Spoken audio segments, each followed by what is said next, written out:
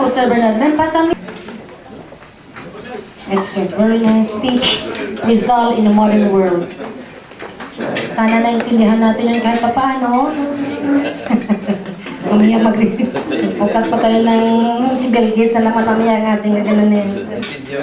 Ay, si Sir Galgis na eh. Talaga nagko-concentrate eh. So, yeah.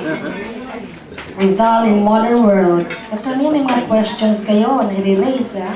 They have, our speaker must answer. Now, brother and ladies of Rizal, our next speaker to discuss was how do we make Rizal alive today? Paano natin bubuhayin sa Rizal ngayong panahon ito? So be given to us by Sir Leo Mojica, KGOR, Ibang Salatin ng French Chapter. Ito po ang maraming trabahong ginawa in this event. I congratulate you, Sir Leo.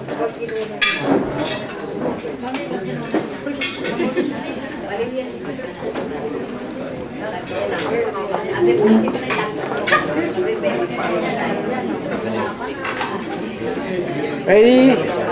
And go to a cut.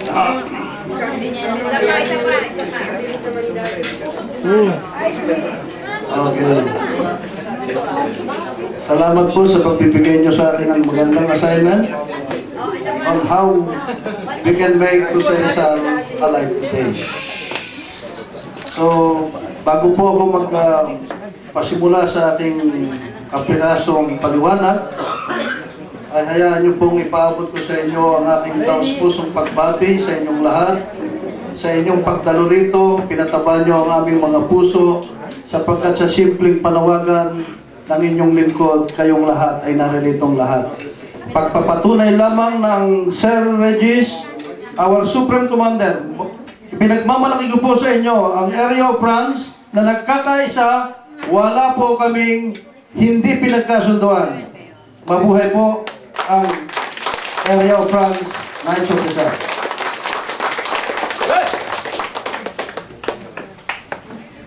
Before I focus on how to make our national hero alive today, allow me to have some retrospect on what is happening today in the Philippines, as well as in other countries where Filipinos establish themselves to look for jobs and eventually settle as residents.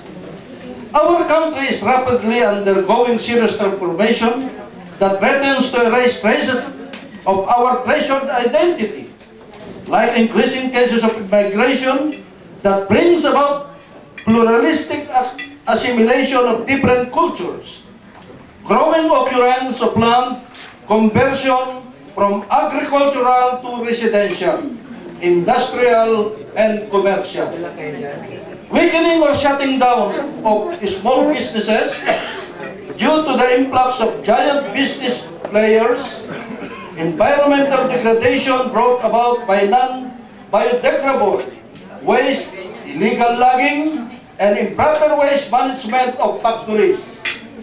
And of course, taking advantage of the convenience that information technology offers to the young generation, where information in the national heritage have not yet been incorporated or are oftentimes overlooked.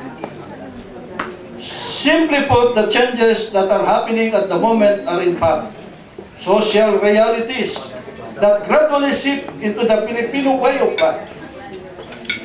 This will then entail the gradual termination of the Filipinos' interest in knowing the significant past, the Filipinos becoming devoid of knowledge about their cultural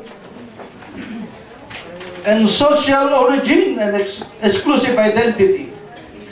These are the basic reasons why our collective vigilance and participation in countering such unforeseen implication is strongly demanded.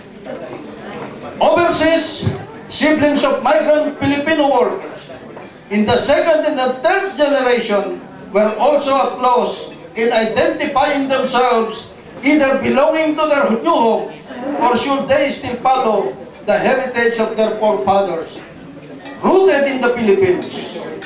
Because of identity confusion, it is but imperative that they choose what will be the best identity suited for them, and of course, it will be to cherish their Filipino heritage.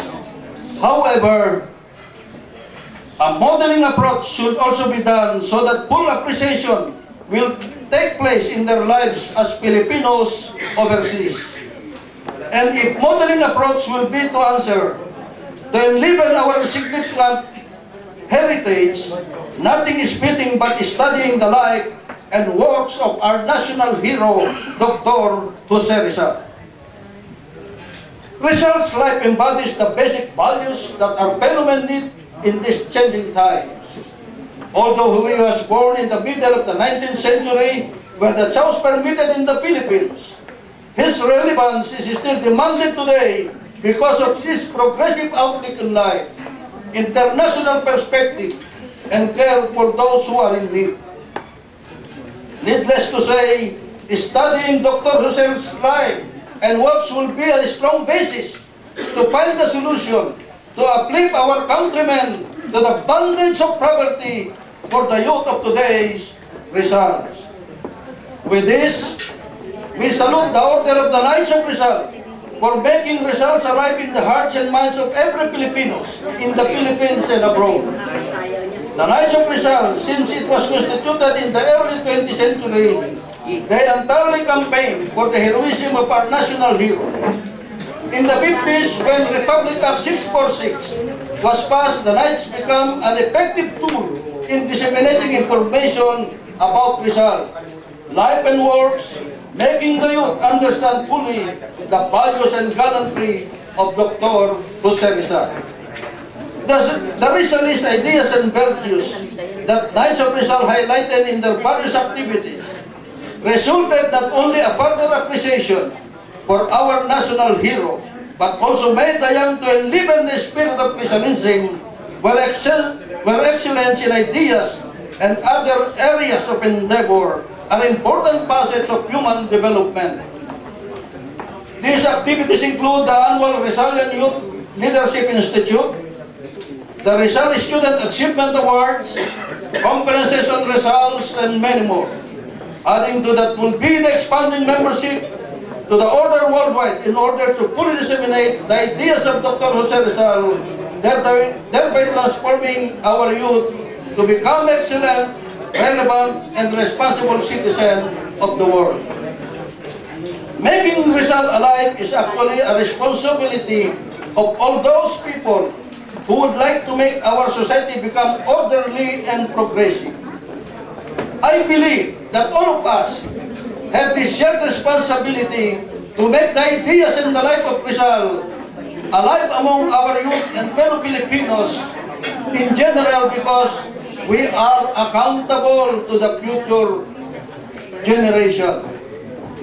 With this, let me outline to you some measures which are not only for the Knights of Rizal chapters to do, but also for other Filipinos who are knowledgeable about our national hero, who would like to make a difference in transforming our society.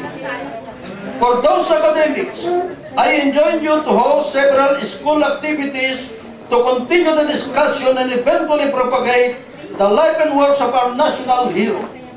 This includes conferences, symposia, for a roundtable discussion, and even competitions such as quiz, art making, and many more.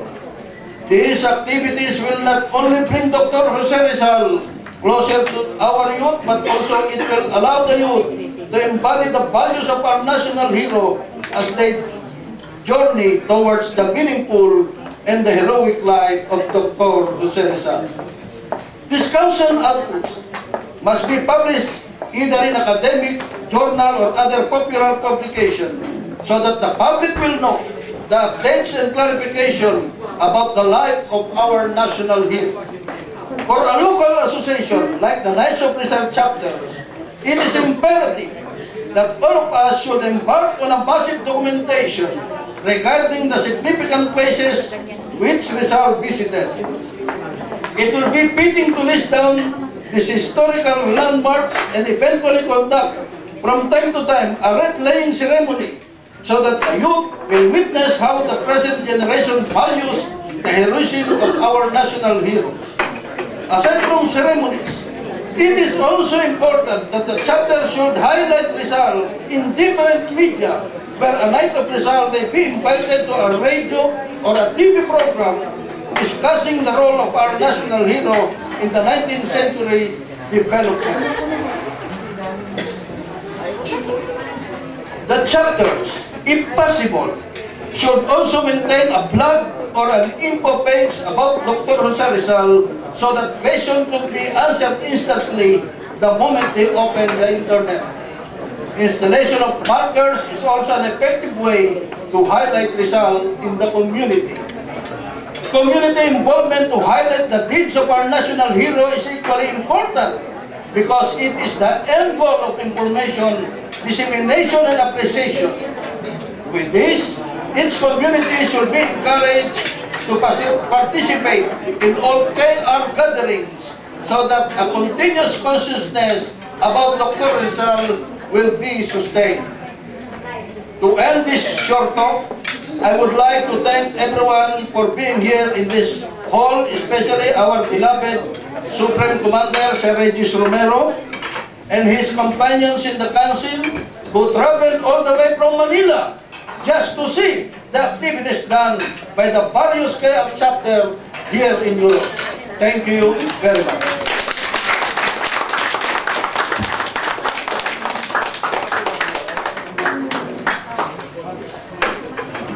Thank you, Sir Leo. Nagkakagising ka ng mga tutulog-tulog lang. Okay, this time I'd like to call in Sir Dave Santos, KGOR, for the introduction. Pag lumampas ka sa time, may file.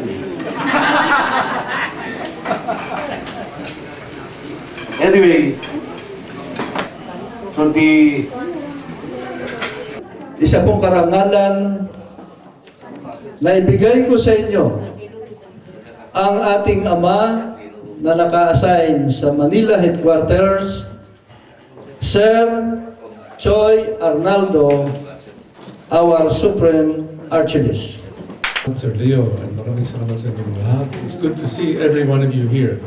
I'm not going to name all of you who are on the guest list because you know them already, but I'm going to say something about each one of them. But I want to recognize some of the people who are old friends here. First of all, it is true, Sir Bernard made the brouillon, the medaille, but the one who sculpted the design is none other than Sir Alex Scott, who's right behind, next to Sir Patrick. Sir Alex, can you stand up? This is the designer of our medal. The service, the face of Rizal, and everything, based more or less on the Tolentino bas-relief, but not quite, because we couldn't copy it, otherwise we get copyright problems. Thank you very much, Sir Alex. He's also one of our knights, and one of these days. Also, I'm very happy to see Maida here, and Lorna, and Maureen. You've always been very supportive of the cultural and historical activities of the